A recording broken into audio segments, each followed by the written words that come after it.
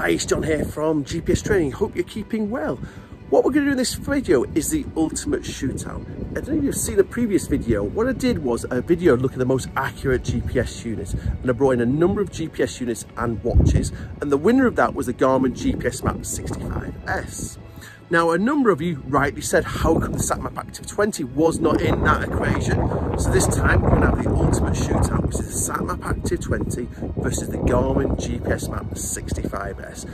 We're just going to go a short 4 or 5 mile walk in the Cheviot Hills, and I'm going to compare the accuracy of those two GPS units. I'm also going to record the walk on a Fenix watch, a Fenix 6 Pro, just to throw that into the equation. So that's the ultimate shootout between a Garmin watch, a SatMap Active 20 and the Garmin GPS Map 65S. Which one will be the most accurate? So what I've done is I've pre-planned a route on the free Ordnance Survey route planning software from GPS Training. We're following a route, so following a route on both the SatMap Active 20 and also the Garmin GPS Map 65S. Straight away, we're going through a lovely wooded area. So again, units have been set on. I'm following the route, and I've also reset the track data. So they're both recording the track, and that's to be the data that we analyze at the end. So nice start off through a wooded section, and we'll see how we get on with the accuracy of each of those. And then a lot of it is going to be on open moorland. I'm carrying the Garmin on a backpack tether, and I'm just going to carry the SatMap Active 20 in my hand. I am. So again, that's the way I'll be carrying each of these GPS units during the walk.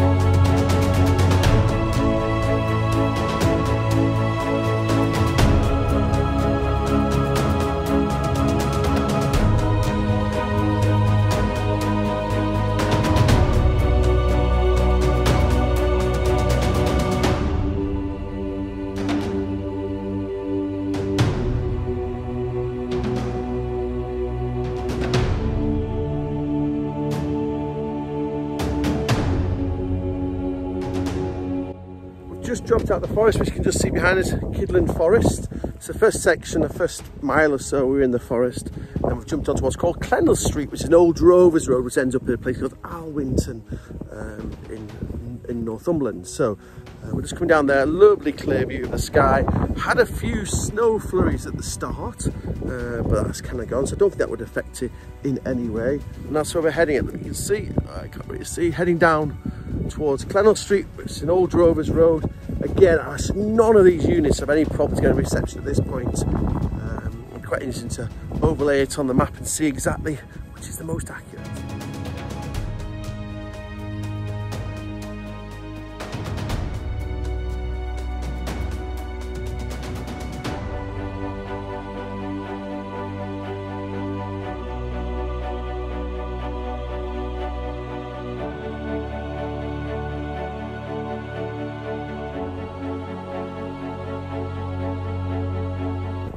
So which one do I think is going to be the most accurate? The Garmin GPS Map 65 or the SatMap Active 20? Do you know what? I honestly don't know.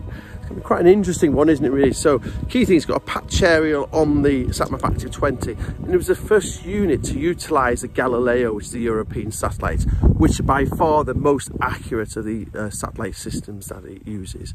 So again, this has always been renowned for its accuracy with this large patch aerial that utilised the Galileo. Then the new kid on the block came along, the Garmin GPS Map 65 range, 65, 65S, and also the 66S, 66SR.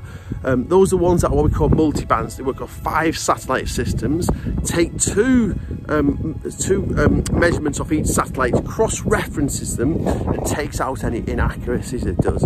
So again, in theory, that should be more accurate. Quad helix area rather than a patch aerial that we see there on the Garmin.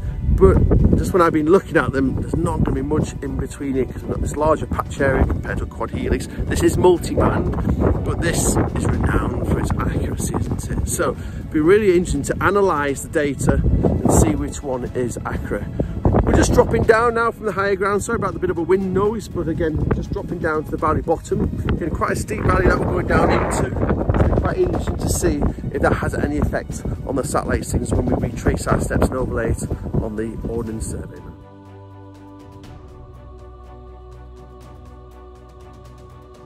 So I've just climbed out the valley bottom. It's been really interesting, so I'm absolutely fascinated. Just notice that the sat map has got a little green next to the satellite signal.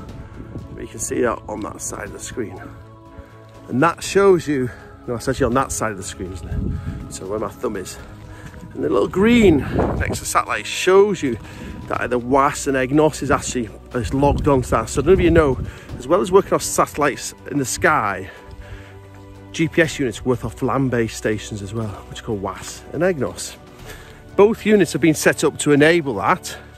So where we'll find those is near military locations and airports. So because we're quite high up, we're picking them up. I don't know, maybe it's because we're near Otterburn Ranges in Northumberland.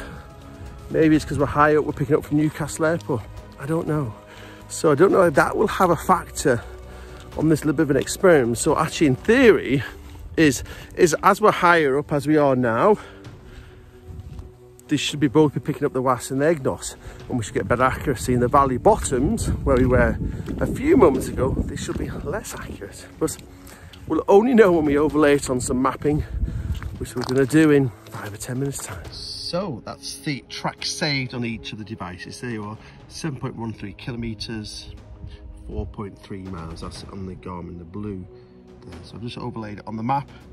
So what we need to do now is go and overlay it on the computer, and let's assess which is the most accurate of these two GPS units.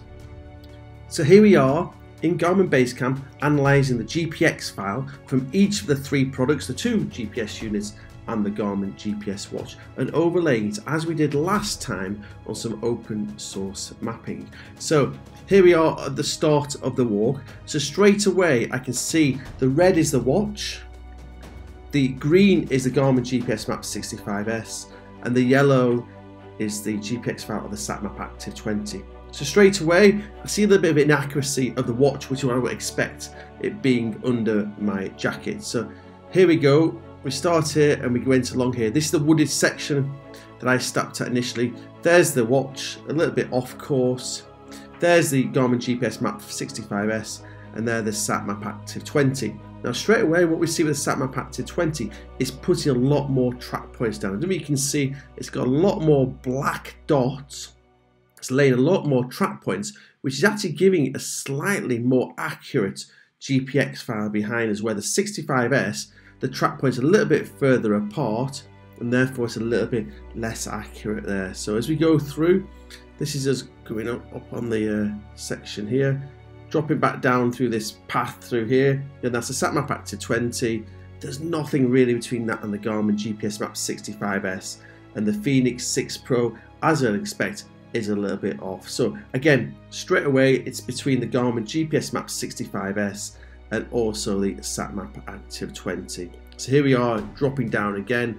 There's the SatMap Active 20, and near enough on top of it is the Garmin GPS Map 65S. This is very different than what we saw on that last test, because there's literally hardly anything between these two GPS units for its accuracy. So let's just zoom out a little bit, and that's a little bit further on. So again, this is around the forest track, and here we are now on Clennell Street. So coming down Clennell Street here, clear view of the sky, amazing accuracy of all 3 devices. So again, we can see the Garmin GPS Map 65S, SatMap Active 20. You can see these little spots where I will have stopped, done a little bit of recording or something. You can see a little bit of squiggle there.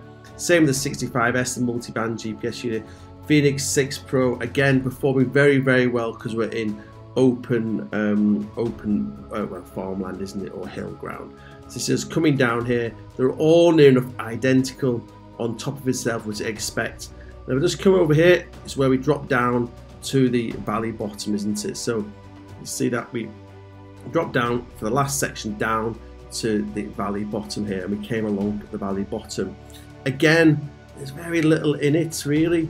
Again, the watch really seemed to get itself sorted out by this point, but you can see here down the valley bottom, if I click on each of the devices, there's absolutely nothing in it. The only thing that is really striking me all the time is how much extra track points the SatMap Active 20, and that is seen. We did this bit of a hairpin up here, which is where we turned before we started climbing back up, and this is the point where I see the SatMap Active 20 went really nicely around the corner. 65S, we saw that lack of track points there really. So the track point, I will have walked around here, but it's cut off that corner just because of the lack of track points it's putting in for whatever reason. And the Fenix 6 Pro again did a similar thing what the 65S that we did there. So this is where we climbed up. Again, there's very, very little in it. It's not like last time where we had a wide range of devices. There's very, very little between it.